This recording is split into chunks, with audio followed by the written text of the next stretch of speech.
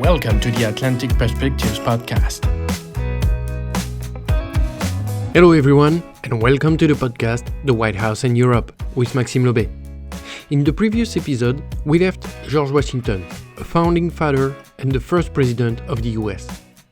During his presidency, the young republic found its balance: a stable economy, careful diplomacy, and a strong policy of neutrality in the middle of European storms.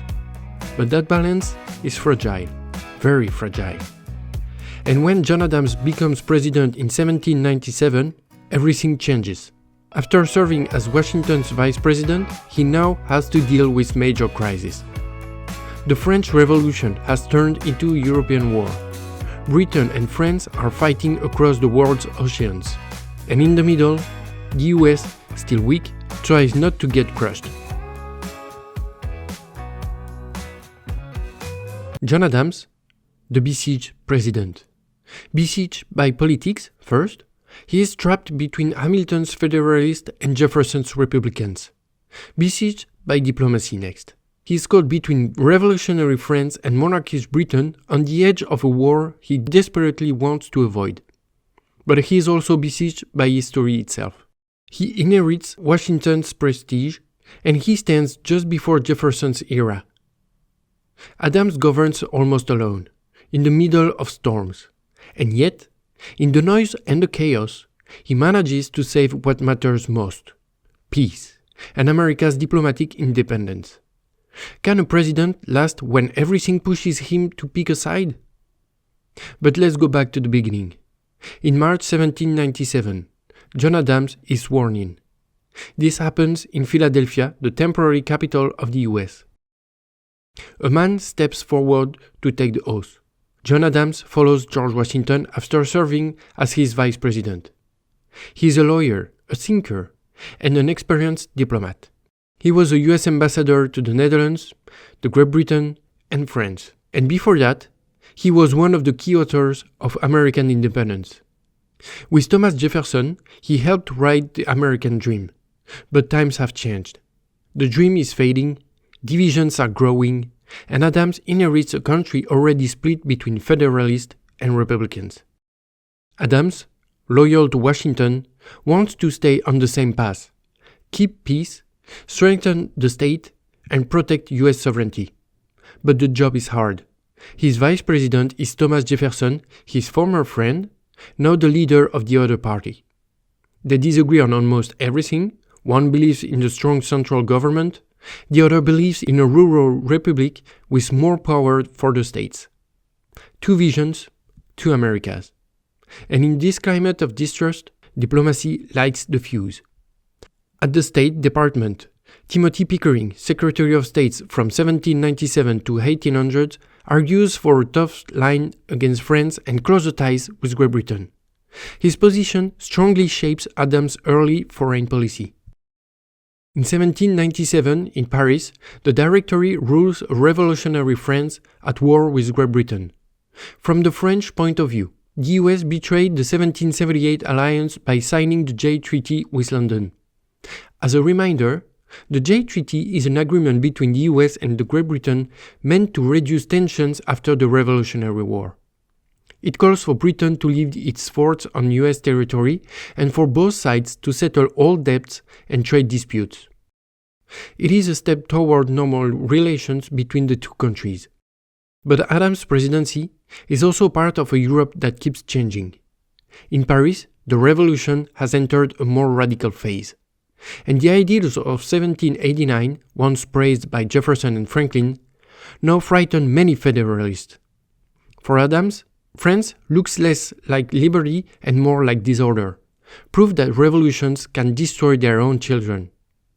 In London, Prime Minister William Pitt the Younger sees the new president as a reliable partner, someone who may keep America neutral in a war where both sides try to pull the US in.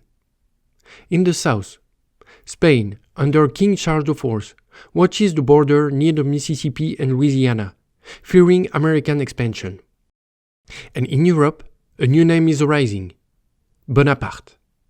With Europe being reshaped like this, can America really stay neutral?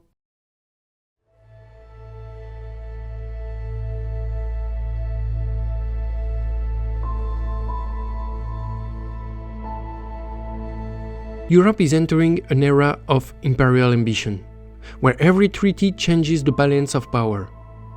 In this turmoil, Adams tries to hold the line, an independent diplomacy faithful to Washington's caution. But with France, relations get worse.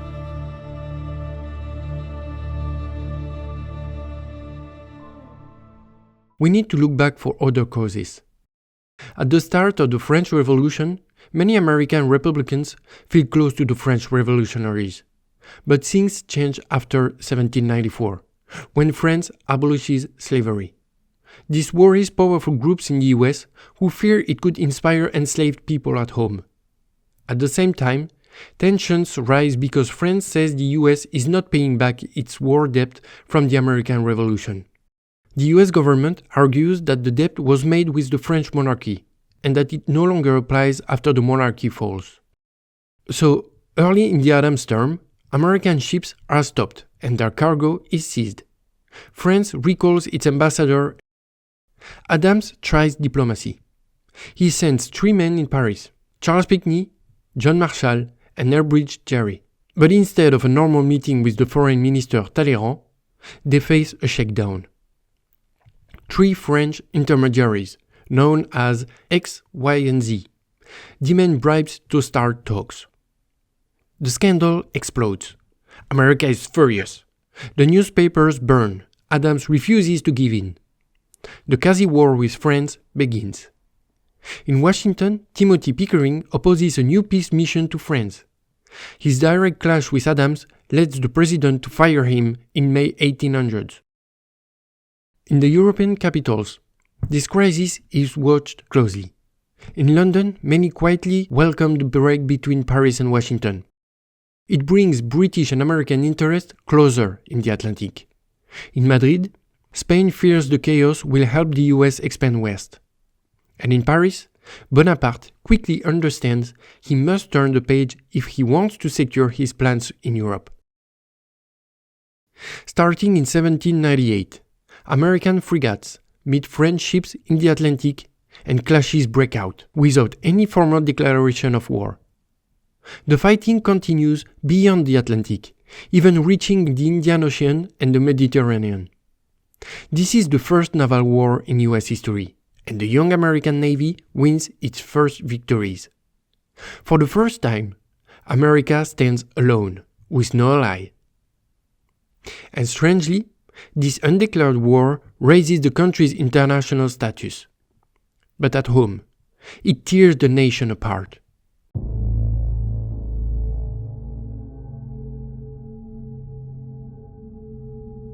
Adams, worried about the revolutionary ideas coming from France, pushes for the Alien and Sedition Acts. These laws restrict immigration and also limit free speech by punishing criticism of the government. For Adams, it is about protecting national unity against a foreign threat. For Jefferson and Madison, it is an authoritarian drift. They respond with the Kentucky and Virginia resolutions, saying states can oppose unfair federal laws. The split becomes deep. Freedom of the press is threatened, and the president, once a hero of independence, becomes the symbol of a tense and defensive government. On the European stage, Adams strengthens ties with London. The British, also at war with France, see him as a careful partner. Atlantic trade grows, American ports fill up, and ship owners get rich. But this closeness to Britain angers pro-French Republicans, who accuse the president of betraying the ideals of 1776. America, still new, is already having its first big debate about loyalty to its values. At the same time, this stronger relationship with Britain shows a new diplomatic maturity. The US is not just trying to survive, it is negotiating as an equal. Adams understands that independence does not mean isolation. It means controlling alliances.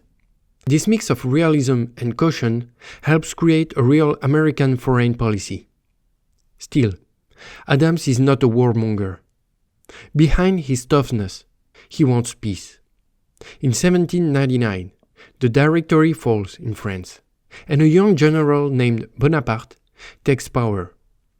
As first consul, he wants stability and accepts negotiation.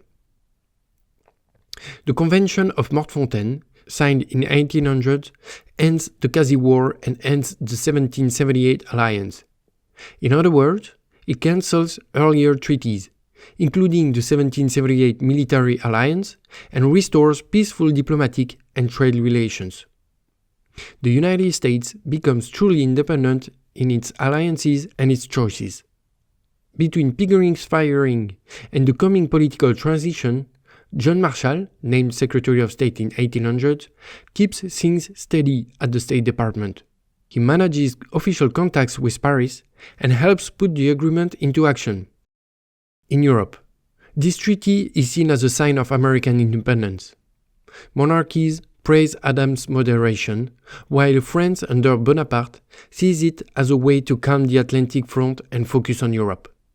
But the first time, the young American Republic is treated as a full diplomatic actor.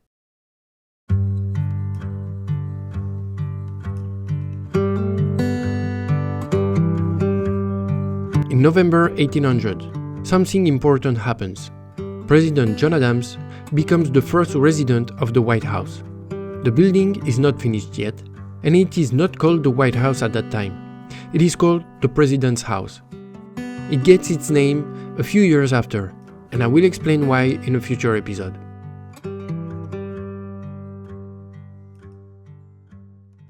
But 1 month later, Adams loses the election. He held the line, he resisted war, pressure from public opinion, and pressure from his own party. But this diplomatic success cost him. Federalists, led by Hamilton, say he was too soft. Republicans, led by Jefferson, call him authoritarian. Isolated and misunderstood, Adams lives political life after his defeat. By sacrificing his political career to protect peace, did Adams, in the end, save the Republic? John Adams leaves the President's house in a cold silence. No farewell, no speech, unlike Washington 4 years earlier. At dawn, on the 4th of March, 1801, he leaves Washington, D.C., before Jefferson's inauguration. But his exit sets a precedent. The first peaceful transfer of power between two rival parties proved that American democracy works. But this political shift from a Federalist president to a Democratic Republican president is a shock. People will later call it the Revolution of 1800. The Federalists begin to decline, and Jefferson's party rises fast. John Adams dies on the 4th of July, 1826. Under his presidency, America faces international crises, its first naval war, and deep political splits. But it also proves its diplomatic independence and its ability to choose its own path. In European capitals, the US is no longer seen as an experiment, but as a real nation, young, turbulent, but standing.